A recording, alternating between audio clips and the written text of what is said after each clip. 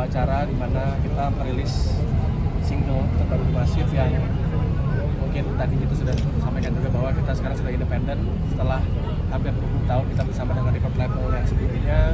Kali ini kita punya record label sendiri, terus kita semuanya kerjakan sendiri juga, dan kebetulan juga memang di single ini kita bekerja sama dengan A&R Worldwide. Itu adalah sebuah perusahaan agency development di Amerika.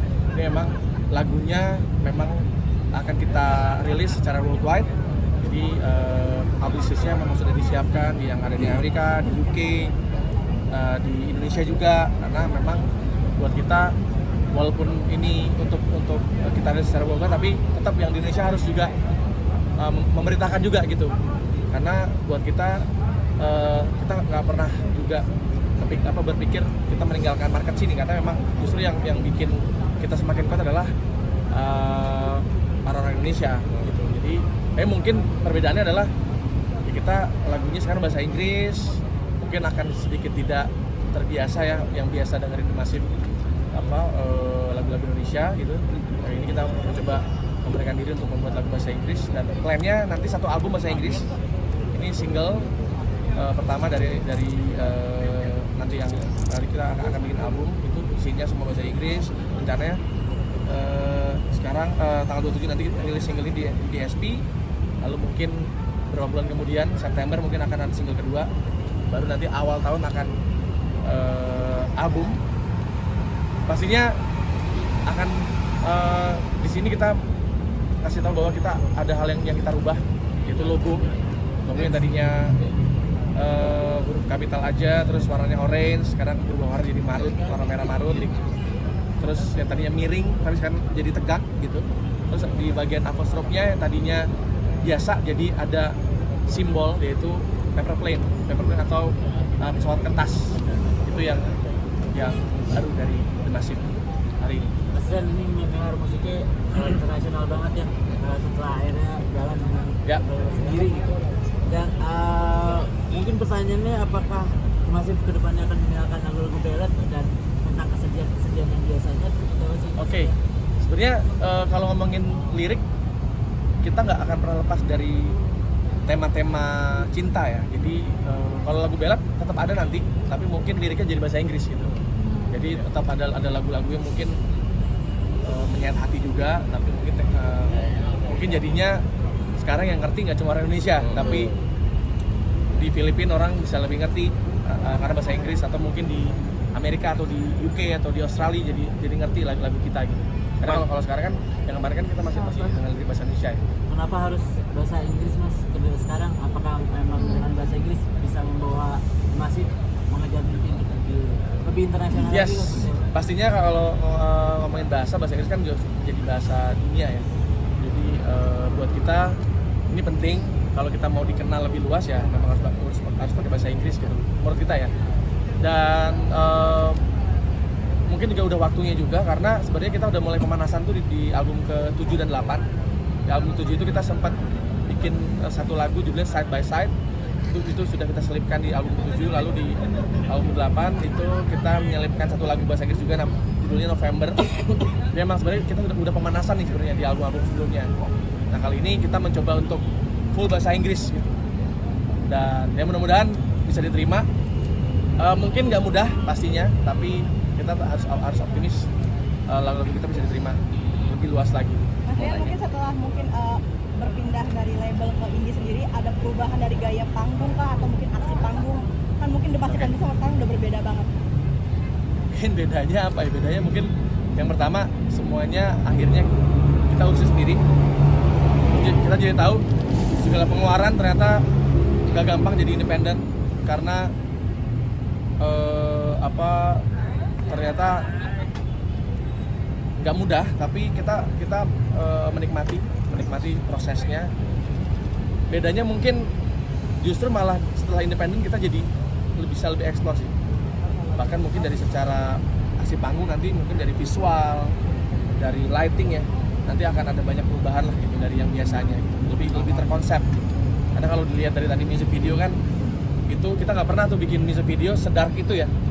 Kan biasanya kalau ngelihat music videonya The Massive tuh terang, beauty shot, terus kita ada set bandnya lagi megang alat. Nah kali ini kan benar-benar kita nggak megang alat musik, kita kayak beracting gitu di situ, dan ceritanya juga cukup absurd ya, maksudnya nggak pernah kita lakukan seperti ini ya di music video sebelumnya gitu. Nanya untuk konsernya sendiri nanti apakah fokus ke luar negeri dulu, apakah di Indonesia kita gitu? Oke, jadi setelah kita rilis single ini rencananya kita akan bikin yang tour Asia dulu. Masih nggak terlalu jauh sih, di Malaysia, di Singapura, Taiwan dan Hong Kong. Lalu balik lagi ke Indonesia, yaitu di Ciledug. Jadi memang untuk saat itu masih itu dulu. Mungkin tahun depan yang akan kita banyak main setelah rilis album mungkin kita akan banyak main di luar gitu, di festival-festival di luar. Bisa dikatakan ini keluar dari zona nyaman juga nggak sih Bang? Banget ya, kayaknya ya, pasti ya, maksudnya kita biasanya bikin lagu-lagu berbahasa Indonesia, terus kita berkompromi dengan label gitu ya, maksudnya lu harus gini kan, ya kita itu hal yang wajar ya, karena kan mereka ngeluarin uang buat kita kan, maksudnya mereka yang membiayai rekaman kita. Nah kali ini kan kita yang memiliki masternya, kita yang keluar uang sendiri, kita bikin music video pakai uang kita sendiri, jadi kayak ya ternyata nggak gampang menjadi punya record label sendiri ya, tapi seru gitu, maksudnya kita menikmati banget. Yang paling penting sih sebenarnya masternya punya kita, jadi aset lagu-lagu yang kita rekam itu punya kita sendiri.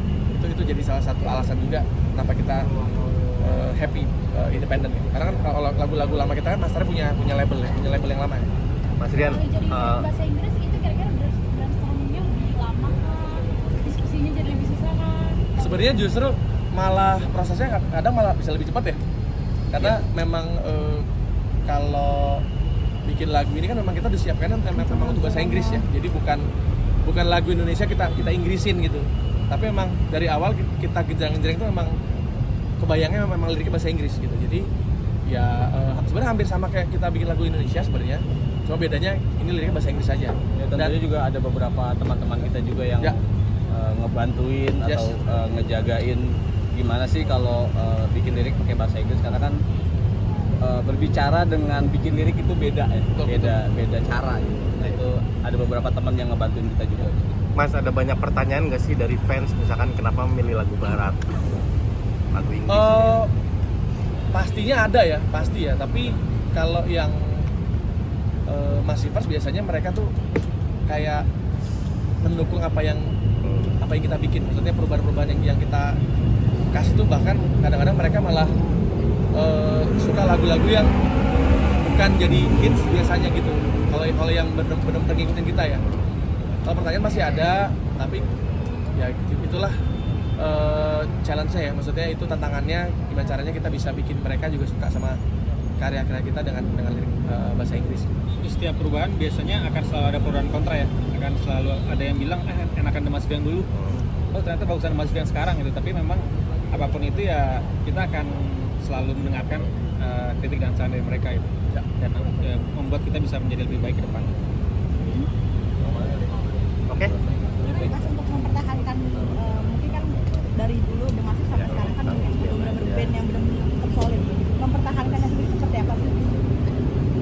Ya itu, kita terus melakukan hal yang sering kita lakukan dulu, ngomongin musik, ngobrolin mau bikin apa, selalu ngomongin mimpi-mimpi yang mungkin yang belum kesampaian, kita tulis, kita obrolin, kita selalu diskusi, kita selalu pengen explore, bahkan sampai hari ini kita tuh masih kayak semangat buat bikin lagu-lagu baru gitu. Jadi kayak kalau masuk studio tuh seperti kita kayak masuk ke taman bermain gitu. Gua happy banget, makanya ketika kita produksi lagu ini tuh atau album ini tuh kayak bener-bener semangat, kayak ngerasa kita tuh band baru lagi gitu. Apalagi ditambah sekarang udah independen, jadi udah kayak ngerasa kita berjuang dari awal lagi, tapi dengan kondisi yang berbeda ya, dengan situasi yang berbeda gitu.